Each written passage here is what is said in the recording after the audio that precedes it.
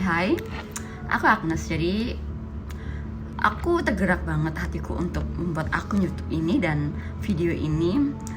Mungkin bisa jadi untuk referensi di para yang ada di Twin Flame Journey atau di Spiritual Journey ya. Karena aku pun pernah ada di fase itu. Mungkin bisa untuk pencerahan di saat di perjalanan Twin Flame.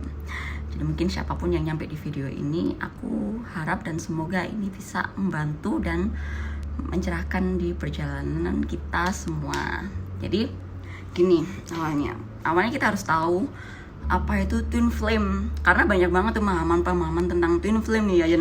Dan aku tuh orangnya tuh suka banget semuanya tuh. Awalnya dulu ya aku masukin ke semua kepala, aku masukin semua, aku tangkap semua tentang apa itu Twin Flame, tentang hubungan ini.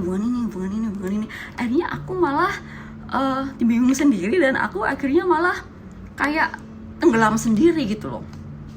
Lah, dan di sini pemahamanku, di sini aku ingin sharing tentang pemahamanku ya, apa yang aku tangkap dan sesuai apa yang sesuai yang aku jalani ya, sesuai yang terjadi di dalam perjalananku ini. Jadi setiap perjalanan Twin Flame itu berbeda-beda, bagaimana dan gimana ya. Jadi pahami dengan hati dan pikiran terbuka. Oke. Jadi Twin Flame itu sendiri adalah satu jiwa yang dibagi menjadi dua tubuh. Jadi ketika kita menemukan Twin Flame kita nih ya, jadi kita menemukan kayak diri kita di tubuh yang lain gitu kan, tentang konsep belahan jiwa itu sendiri. Jadi kalau di sini pemahamanku adalah ketika aku tercerahkan itu, ketika kita harus memahami Twin Flame, di perjalanan Twin Flame adalah kita harus memahami itu cinta tanpa syarat itu sendiri, atau bahasa konvensionalnya tuh kayak cinta tidak harus memiliki. Dan mungkin terdengar akan sangat menyakitkan ya. Dan kenapa?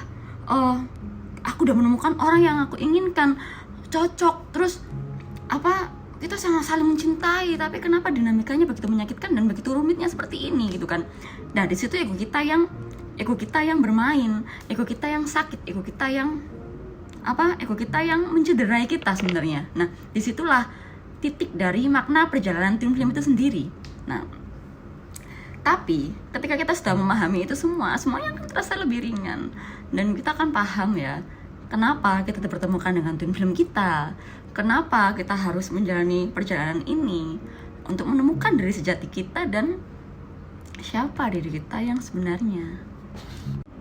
Oke, sebelumnya di Twin Flame Journey ini tuh, di perjalanan cinta tanpa syarat ini tuh kayak mengajarkan kita tuh memahami cinta tanpa syarat, di mana cinta itu tidak ada ego di dalamnya, tidak ada kesakitan di dalamnya. Karena kalau cinta itu nggak sakit, jadi kita harus meruntuhkan ego terlebih dahulu, kayak harus memiliki, kita harus bersama. Kita tahu label itu, kita harus berubah, kita harus melaluinya dan untuk bersama gitu kan. Dan kita masih ada di siklus ego yang menyakitkan kita itu sendiri gitu loh. Sedangkan cinta tanpa syarat dan cinta yang sebenarnya itu nggak seperti itu, tidak ada ego di dalamnya dan tidak ada ambisi atau obsesi di dalamnya.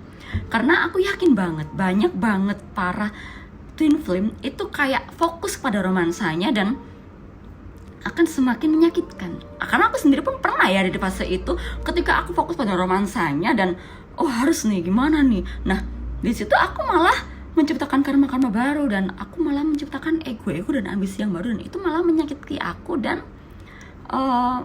nggak pernah belajar apapun sama sekali. Tapi ketika aku sudah belajar apa itu cinta tanpa syarat dan apa itu tujuannya, kenapa dan bagaimana, aku lebih ringan dan tahu dan bisa untuk memulai fase baru. Mungkin aku akan sharing lebih lanjut lagi. Sampai sini dulu. Stay positive and live with love. Bye.